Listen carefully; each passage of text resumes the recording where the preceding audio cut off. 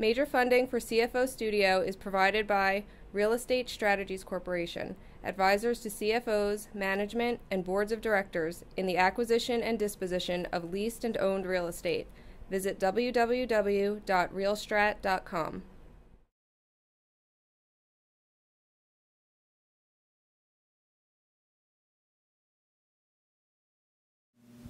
Hi, this is Andrew Zezas, your host at CFO Studio. I'm joined today by Ray Cardonne, CFO of DLB Associates. Mr. Cardonne is also the co-host of the CFO Forum of the New Jersey chapter of the Association for Corporate Growth. Prior to joining DLB Associates, Mr. Cardonne was a CFO for publicly traded companies for over a decade. Ray, it's nice to have you here on CFO Studio. Andy, pleasure being here. Thank you. Ray, we're here today to talk about the ACG New Jersey CFO Forum. Before we get into the forum itself, share with me a little bit about ACG, the Association for Corporate Growth, both on a global scale as well as New Jersey. Just tell me about the organization. Terrific, Andy. Yes, you're right. ACG is an international organization, global chapters all over the world, in the United States as well, focused on corporate growth, corporate development, mergers and acquisitions, and really bringing together service providers, capital, and corporate players. So it's got a diverse background. It's not geared toward any one particular kind of executive. Not geared toward any one type of executive, either at a global level or here in New Jersey. The New Jersey chapter was started in 2004. It's grown to close to 300 members, and throughout the state of New Jersey, it annually holds over 55 events.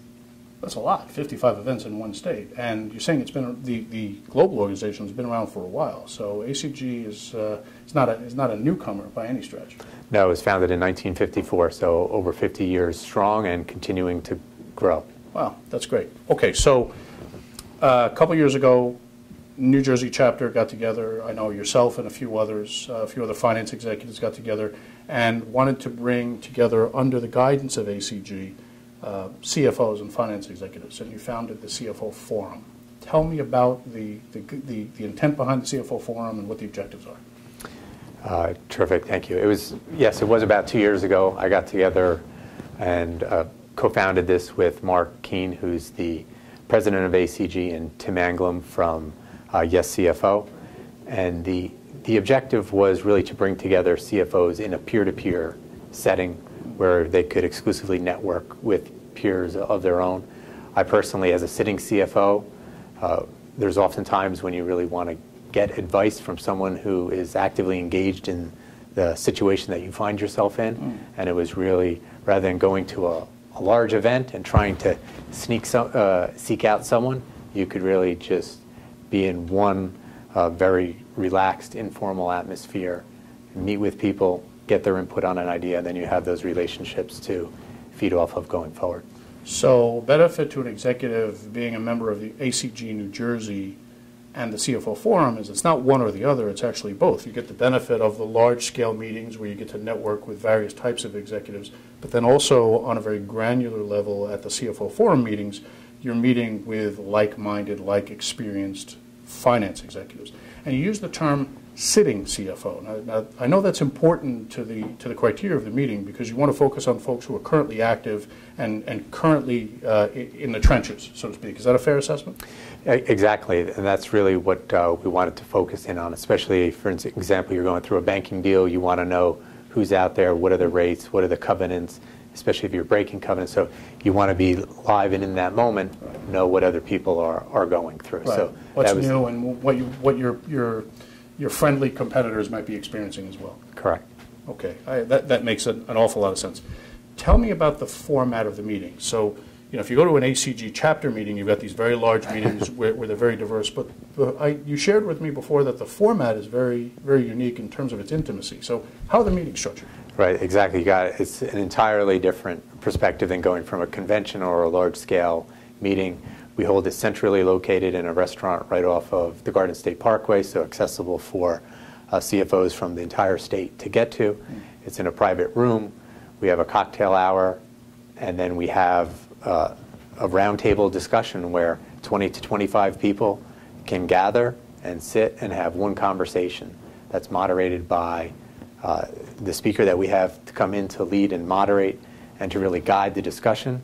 And my job as a co-host is to really make sure that we get everyone involved and participating so that we really have full knowledge transfer, both going to the attendees and also going back to the moderator to help them with what they're doing. Okay, so tell me about the demographics of the attendees, because we're talking about a small setting. I think I heard you say 20 or 30 people, round table, so everyone's facing inward toward each other. So it's not there's no one at a podium making a presentation with a PowerPoint. And I heard you use the term moderator, and I'm going to come back to that in a moment. But tell me about the demographic of the type of executive that's sitting around the table. Okay, well, besides them being a sitting CFO, the industry is very diverse through New Jersey. So we have pharmaceuticals represented, construction, professional services, a lot of green energy, solar type companies. So, and also the size, everything from startup, private equity backed, to large publicly traded companies. So you're not going after a particular target of finance executive. It's startup to large and everything in the middle and across all industries. Correct. And what we find from the forums that we've conducted is that the experience that even though someone might be at a startup now, they might have had a prior experience that's relevant. And so there's that information exchange that flows from not just where people currently are, but really jobs they could have been in previously that they can bring back that experience and share with the group. So it's current experience and past experience, of course. Correct. It's a very interesting approach. You mentioned the concept of moderator. So, I'm used to going to very large meetings where, as I said, there's a PowerPoint and a podium and a speaker or a dais, and everybody's got a pitcher of water, and it's very formal. But I get the sense that this is less formal, but perhaps more effective. So tell me about how the moderator format works, and share with me the benefits. In explaining that, share with me the benefits that the attendees derive from this format. Okay, sure. So you're right on. It is very, very different, very informal. There is no PowerPoint. There's no handout. There's no computer presentation that they're giving. They're really sitting at the table and sharing their thoughts. It might be on a situation that they just went through, they're currently going through, and they're providing the start of a conversation, and then really the dialogue takes over and rotates around the table, and they always bring it back for additional insight or questions or to redirect the conversation. So the benefits from the attendees coming is, one, they could be interested in learning about the subject, or they could have information to contribute. So it's the give and take that we're looking for from the attendees. Now, the moderator has really an additional benefit, and that's where we're really unique. And this is something that we're looking to build on now that we're in our second year. Obviously, we're going to be very selective in the moderators that we have come in, and so we want them to be knowledgeable. But on top of that, we really want them to have a great experience in coming in. So not just the attendees, but you're focused on the moderator. The moderator as well, so that they can come in, they have a base of knowledge to share, but at the same time, we can provide them with the experience of sitting around with 25 experienced CFOs that can give them feedback and insight about the situation that they're going through, that they can turn around the next day and take back to their business and help them be more effective in the job they have. So that's actually very exciting, because I don't think I've heard that kind of description before. So not only do the attendees benefit from the knowledge transfer from moderator to attendees, but you're also setting up this format so it's the other way around. So it sounds like if I were selected as a moderator, I may be able to pose a conversation or a series of questions to the group and get feedback for my own benefit. And you're saying I can then take that back to my company and put that into play. So I almost have the benefit of a board of advisors responding to my questions and the conversation that I'm leading. Exactly. That's incredibly exciting, and it's very unusual, because it's usually the other way around. Usually the moderator is the knowledgeable person, the know-it-all, the very experienced person who's imparting knowledge. But you're saying this is going in two different ways. Yes, absolutely. And it's really, that's what's exciting. And we run the meetings we know everybody's time is very valuable, so we start at 5:30. We have an hour of cocktails, and then it runs for 2 hours. At 8:30, we have a hard stop. What we're finding more and more is that the moderators and guests stay after, and the conversation continues to reduce in size, but there's a lot of information that the moderator is continuing to get back from the attendees on a smaller one-on-one basis. So they just don't want to go home. So let me ask you this, and we've got a little bit of time left. I know the CFO forum is selective. It's not a wide open thing. It's not open to just anyone, and it's certainly not open to just any finance executive.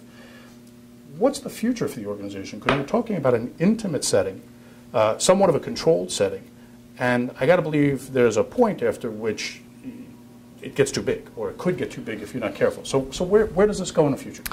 That's a good question, because this is our second year now, so we've grown to the point where we have had over 50 CFOs come to the meetings. Wow. We now have a regular base of quote-unquote regulars that come to the meetings that can make it. And you do reach the point where you get to about 25 people when you have that intimate roundtable feel, and we're only having that single conversation. You remember, so everybody's sharing information, but it's all within the context of one conversation, that you start to lose that if we go much beyond 25. So yes, it's by invitation only. It is selective. In the future, if the demand kept growing, we could look at ways of perhaps breaking it out where, as I talked about, that there is value for moderators to come in, because they're going to get benefit as well, where we could have 2 speakers and potentially have 1 cocktail hour and then have 2 private rooms where we have separate breakout sessions. But really, once you get past that 25 people, the feel and what we're trying to achieve with that intimate exchange where people feel open and that they can have this honest dialogue amongst peers, we would start to lose that. So that's what we have to keep in mind as we grow. So the open, honest dialogue, it means everything. And it sounds like the CFO Forum is committed to maintaining that type of communication and the same format and that intimacy. And to the extent it's got to maybe break into multiple groups, it'll still seek to maintain that intimacy. You got it. I think that's key. I think that's key. Ray, this has been great. We're out of time. I want to thank you for visiting with us at CFO Studio. Pleasure. Thank you very much, Andy. This is Andrew Zezas with Ray Cardonne saying thank you for watching us at CFO Studio.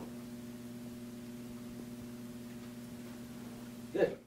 Major funding for CFO Studio is provided by Real Estate Strategies Corporation, advisors to CFOs, management, and boards of directors in the acquisition and disposition of leased and owned real estate.